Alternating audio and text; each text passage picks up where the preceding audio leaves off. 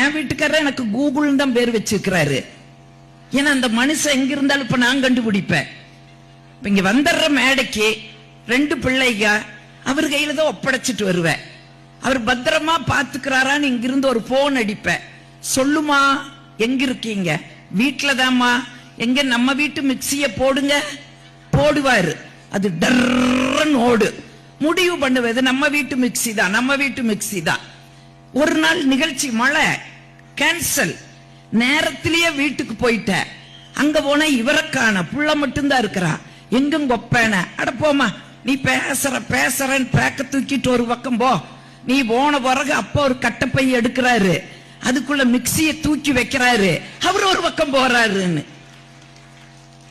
போக முடியுமா? இன்னைக்கு இருந்த இடத்துல இருந்து கண்டுபிடிக்கிறதுக்கு விஞ்ஞானம் வளர்ந்துடுது. அன்னைக்கு அந்த வசதி இல்லை. என் வீட்டுக்கு